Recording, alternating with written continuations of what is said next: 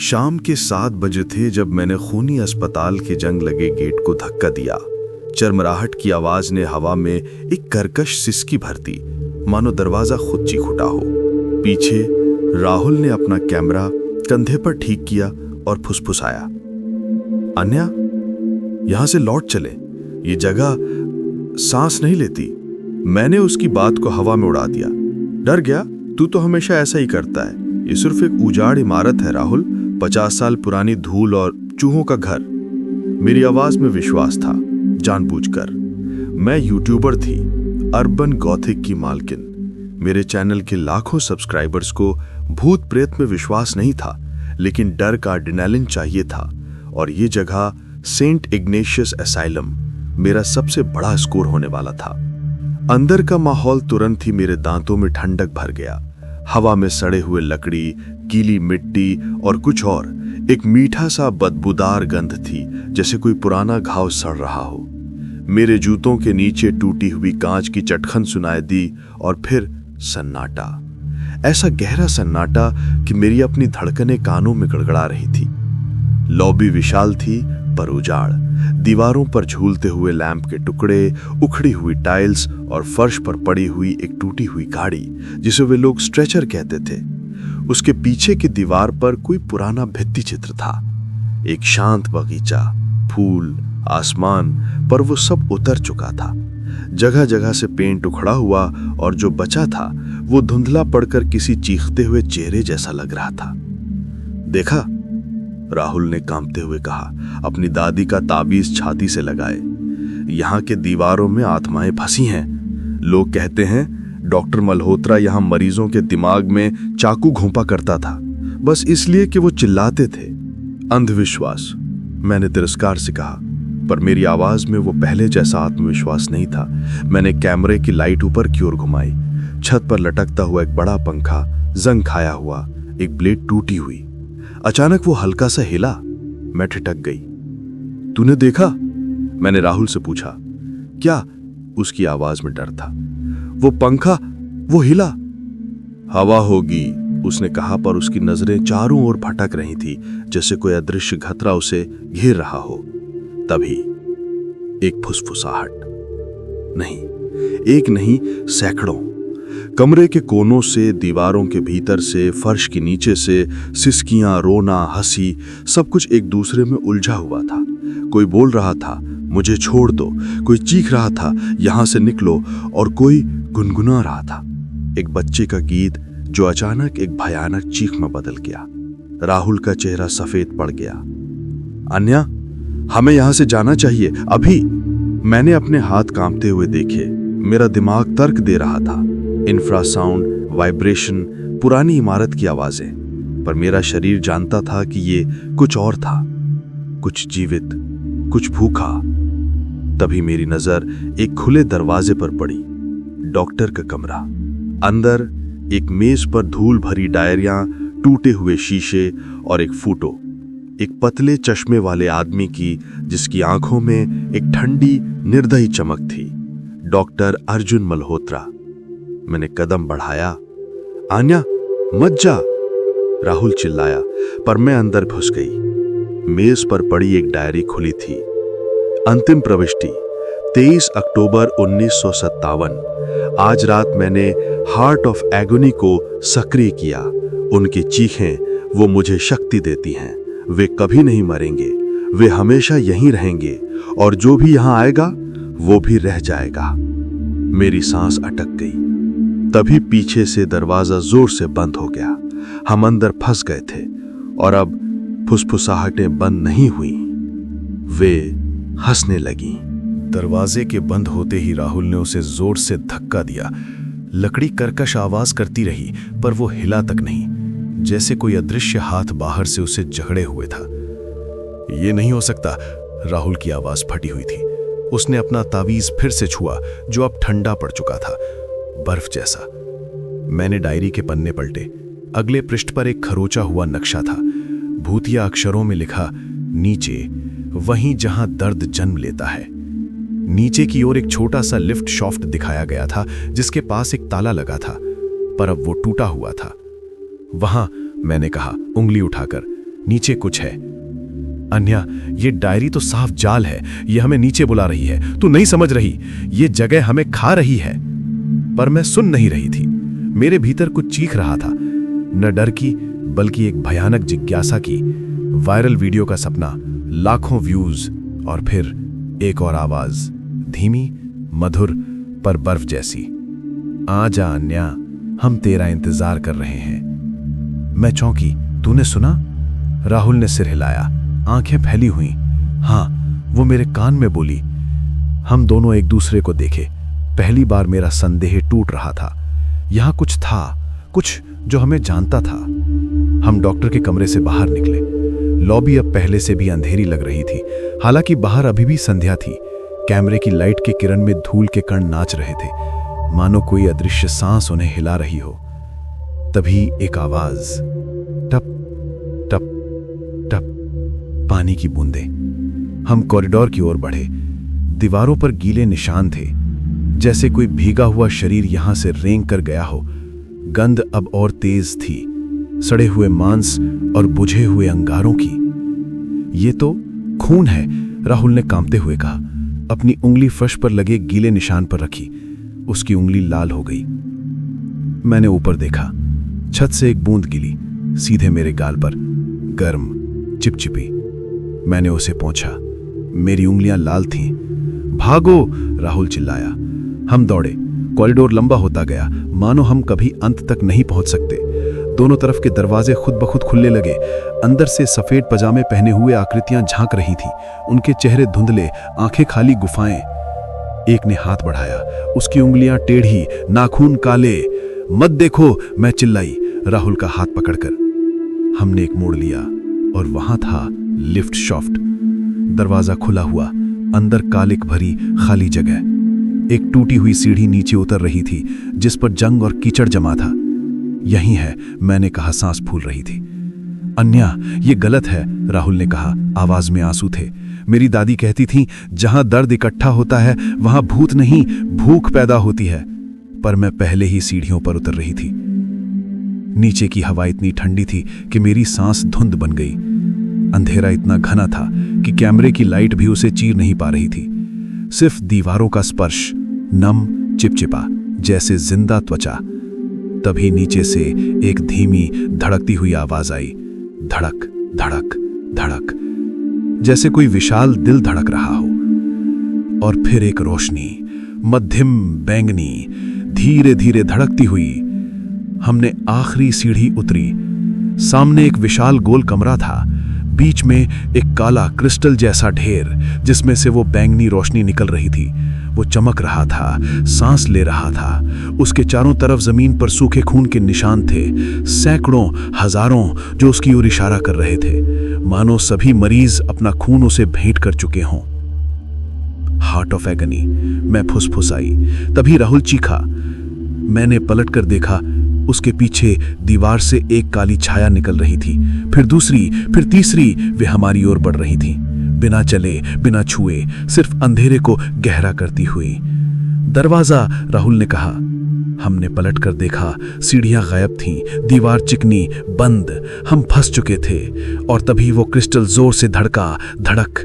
एक तेज बर्फीली लहर हमारी ओर दौड़ी। मेरे शरीर में जलन हुई, जैसे हर नस में बर्फ भर गई हो। मेरी आंखों के सामने तस्वीरें तैरने लगीं। एक औरत का चेहरा, जिसकी आंखों से खून बह रहा था। एक बच्चा, जिसका सिर टेढ़ा था। डॉक्टर मल्होत्रा, जो मुस्कुरा रहा था। उसके हाथ में एक चमकता हुआ चाकू। ये हमारा दिमाग है, राहुल चिल्लाया, अपने सिर को पकड़े हुए। ये हमें पागल बना रहा है।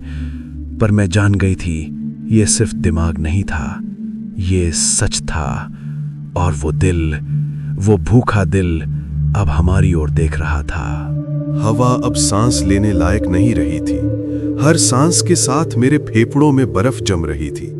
वो बैंगनी रोशनी धड़क रही थी, धीमी लेकिन निरंतर, जैसे कोई विशालकाय जीव हमारे डर को नाप रहा हो।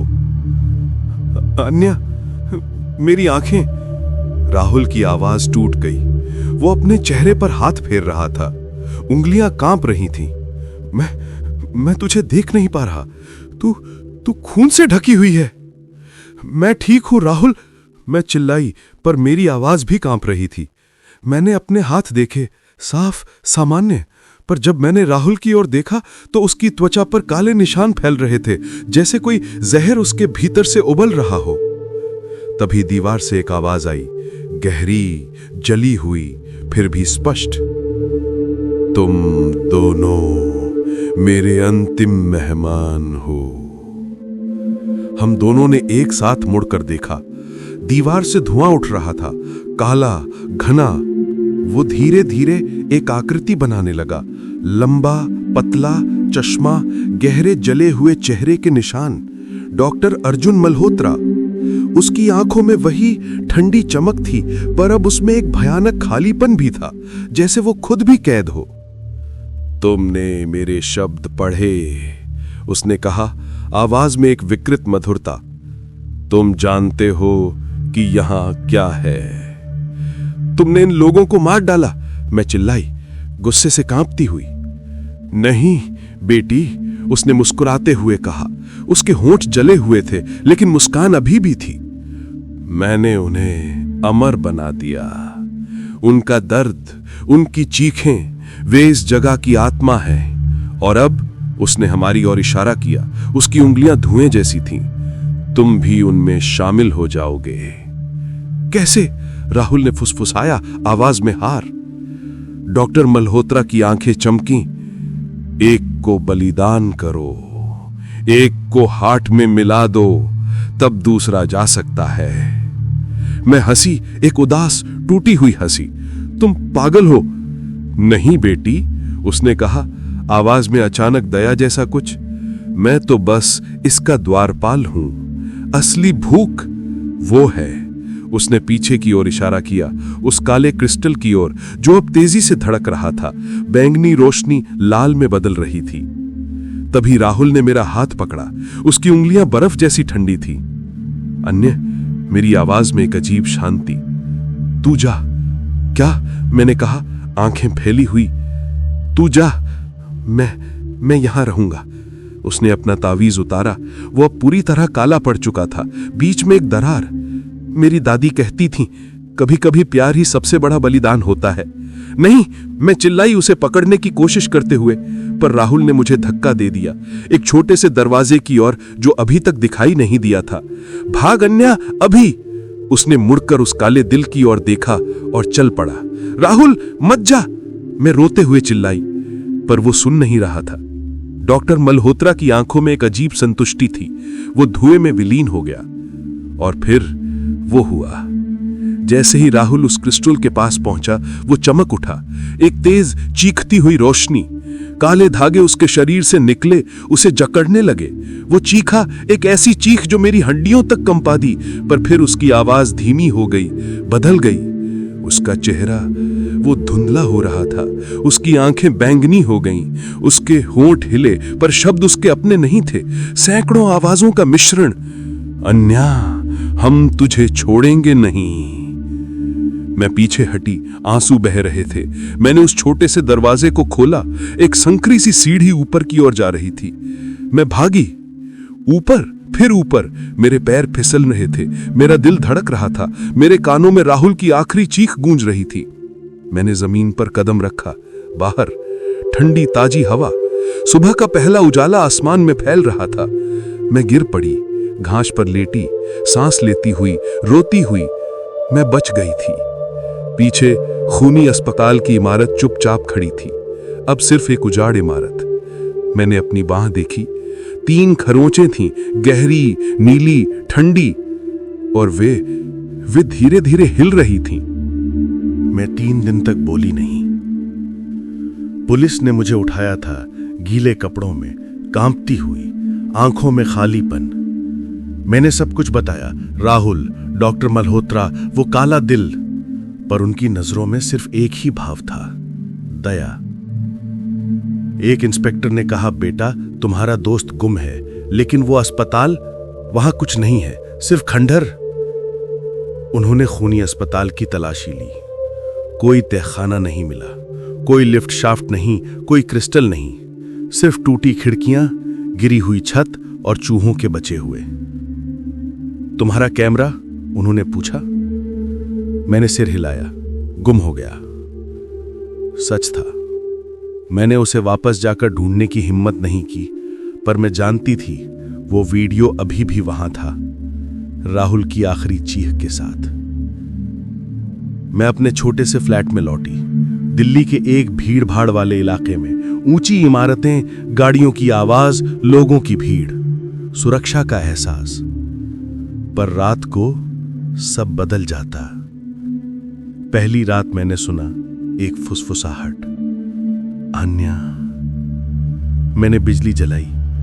कमरा खाली था, पर मेरी बाह पर वे 3 खरोचें थोड़ी और गहरी हो गई थीं। दूसरी रात मैंने सपना देखा। मैं फिर उस तहखाने में थी। राहुल वहां था, पर अब वो उस काले क्रिस्टल का हिस्सा था। उसकी आंखें बैंगनी थीं, उसके होंठ हिल रहे थे, पर शब्द उसके अपने नहीं थे। तू हमारी है अन्या, हमेशा से थी, हमेशा रहेगी। मैं चीख कर जागी। तीसरी रात मैंने देखा। मैं खिड़की के पास खड़ी थी, शहर की रोशनी देख रही थी। तभी मैंने अपने कमरे की खिड़की में एक और रोशनी देखी, दूर उस पुराने अस्पताल की ओर। एक बैंगनी चमक, ऊपरी मंजिल की एक खिड़की में, वही खिड़की जहां हमने पहली बार उतरे थे। मेरा दिल धड़कना बंद हो गया। मैंने पर्दा खींच दिया। अगले दिन मैंने अपनी बाह की तस्वीर ली। खरोचे अब सिर्फ निशान नहीं थीं, वे आकार ले रही थीं। पहला अक्षर र। मैंने अपनी बाह छुपा ली। दोस्तों से मिलना बंद कर दिया। यूट्यूब चैनल बंद। मैं सिर्फ अपनी फ्लैट में रहने लगी। दिन में बिजली जलाए रखती, रात को आंखें खुली रखती। पर वो आवाजें रुकी नहीं। अब वो मेरे सिर के भीतर आती थीं। तू भाग नहीं सकती, हम तेरे भीतर हैं, राहुल तुझे बुला रहा है। मैंने डॉक्टर को दिखाया। उन्होंने मुझे एंटी डिप्रेसेंट्स दिए। ट्रॉमा का असर है, उन्होंने कहा। पर मैं जानती थी ये ट्रॉमा नहीं था, ये आमंत्रण था। एक रात मैंने अपने फर्श पर पानी के निशान देखे, वही मीठी सड़ी गंध। मैंने खिड़की खोली। बाहर बारिश नहीं हो रही थी। और फिर मैंने देखा, अपने शीशे में मेरे पीछे कमरे के कोने में एक सफेद पजामे वाली आकृति खड़ी थी। उसका चेहरा धुंधला, पर उसकी आंखें वे बैंगनी थीं। मैंने पलट कर देखा। कमरा खाली था, पर शीशे में वो अभी भी वहां थी, मुस्कुरा रही थी। मैं रोने लगी, न डर से बल्कि थकान से। मैं जान गई थी मैं कभी नहीं बच पाऊंगी। खूनी अस्पताल ने मुझे छोड़ा नहीं था, वो मुझे ले जा रहा था। और फिर एक सुबह मैंने अपनी बाह पर देखा, खरोचे अब पूरा नाम बना चुकी थी, राहुल। अक्षर गहरे नीले, जैसे त्वचा के भीतर से उभर रहे हों, और वे धड़क रहे थे। मैंने अपना फोन उठाया। एक वीडियो ऑटो प्ले हो रहा था, मेरी गैलरी में नहीं, बल्कि एक अज्ञात स्रोत से। वो वीडियो वही था जो राहुल ने शूट किया था। अंतिम फ्रेम, राहुल का चेहरा, आधा मानव, आधा काला क्रिस्टल। उसकी आंखें सीधे कैमरे में देख रही थीं, मेरी ओर। उसके होंठ हिले और एक आवाज निकली, सैकड़ों आवाजों का मिश्रण। आन्या, अब तेरी बारी है। वीडियो खत्म हुआ। मैंने खिड़की की ओर देखा। बाहर दूर खूनी अस्पताल की खिड़की में वो बैंगनी रोशनी अब मेरे फ्लैट की खिड़की में झलक रही थी। वो अब सिर्फ मेरे पीछे नहीं था, वो मेरे भीतर था, और वो भूखा था।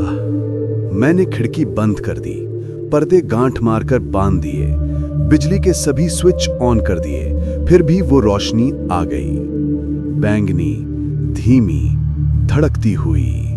वो मेरे कमरे की दीवार पर झलक रही थी, जैसे कोई दिल मेरे घर की दीवारों के भीतर धड़क रहा हो। मैंने अपनी बांह देखी। राहुल का नाम अब सिर्फ निशान नहीं था, वो जीवित था। त्वचा के नीचे नसें उभर रही थीं, नीली, चमकदार, जैसे वो क्रिस्टल अब मेरे शरीर में उग रहा हो। मैंने डॉक्टर को फोन किया। मुझे मदद चाहिए, कुछ मेरे भीतर है। उन्होंने मुझे तुरंत अस्पताल बुलाया। तुम्हारी स्थिति गंभीर है अन्या। मैं टैक्सी में बैठी। शहर की गलियां धुंधली पड़ रही थीं। हर खिड़की में वो बैंगनी रोशनी, हर कार के हेडलाइट्स में वही चमक। अस्पताल पहुंची। डॉक्टर ने मुझे कमरे में लिटाया। आराम करो, हम तुम्हारी मदद करेंगे। पर जैसे ही उन्होंने दरवाजा बंद किया, मैंने देखा दीवार पर लटका घड़ी का चेहरा वो राहुल का था। उसकी आंखें बैंगनी थी, उसके होठ हिले। तू यहां क्यों आई? तू तो जानती है हम तुझे वापस ले जाएंगे। मैं उठी, दौड़ी। लॉबी में नर्सें मुझे रोकने आईं, पर उनके चेहरे धुंधले थे, आंखें खाली। मैंने उन्हें धक्का दिया और बाहर निकल गई। मैं घर लौटी, दरवाजा खोला और ठिठक गई। मेरा कमरा बदल चुका था। दीवारें गीली थीं, जैसे खूनी अस्पताल की। फर्श पर वही खून के निशान। खिड़की से बाहर अब शहर नहीं था, सिर्फ वही उजाड़ इमारत सीधे मेरे कमरे के बाहर। मैंने शीशे में देखा।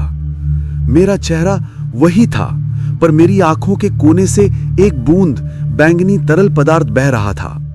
मैंने अपना फोन उठाया। स्क्रीन पर एक मैसेज था, बिना नाम का, बिना नंबर का। तू अब हमारी है। तेरा शरीर हमारा द्वार है, तेरा दिमाग हमारा घर है। आजा, हम तुझे पूरा करेंगे। मैंने फोन फेंक दिया। तभी मेरी बांह जलने लगी। मैंने देखा राहुल का नाम अब हिल रहा था। अक्षर टूटकर फिर से जुड़ रहे थे। अब वो लिख रहा था अन्या, पर वो मेरा नाम नहीं था, वो उनका नाम था। मैं समझ गई, राहुल को बलिदान नहीं किया गया था, उसे बीज बनाया गया था, और अब वो बीज मेरे भीतर अंकुरित हो रहा था। मैंने खिड़की खोली। बाहर खूनी अस्पताल की खिड़की में वो बैंगनी रोशनी तेज हो गई थी, जैसे मुझे बुला रही हो। मैंने कदम बढ़ाया। नहीं, मेरा शरीर खुद ब खुद चल पड़ा। मैं लड़ी, मैं चिल्लाई, पर मेरे पैर बाहर निकल गए। मेरे हाथों ने गेट को धक्का दिया। अंदर वही सन्नाटा, वही गंध, वही दर्द। मैं लॉबी में खड़ी थी, पर अब मैं अकेली नहीं थी। चारों ओर से आवाजें आईं, प्यार भरी, आमंत्रित करती हुई। स्वागत है अन्या, तू अब हमारी बेटी है, तू हमें पूरा करेगी। मैंने नीचे देखा। मेरे पैरों से बैंगनी धागे निकल रहे थे, जमीन से जुड़ रहे थे जैसे जड़ें। मैंने अपने हाथ उठाए, उन पर वही काले निशान जैसे राहुल के थे। और फिर मैंने महसूस किया वो भूख, वो अटूट अनंतहीन भूख जो सिर्फ नए डर से शांत हो सकती थी। मैंने ऊपर देखा, छत पर लटकता पंखा, वो हिला। मैं मुस्कुराई। मेरी आंखों से अब बैंगनी आंसू बह रहे थे। मैं जानती थी मैं कभी नहीं भाग पाऊंगी, क्योंकि अब मैं ही खूनी अस्पताल थी और अगला शिकार वो अभी बाहर आ रहा था। मैंने गेट की ओर देखा। एक युवक अंदर आ रहा था, कैमरा कंधे पर, आत्मविश्वास से भरा हुआ। मैंने फुसफुसाया सैकड़ों आवाजों में, आजा, हम तेरा इंतजार कर रहे हैं।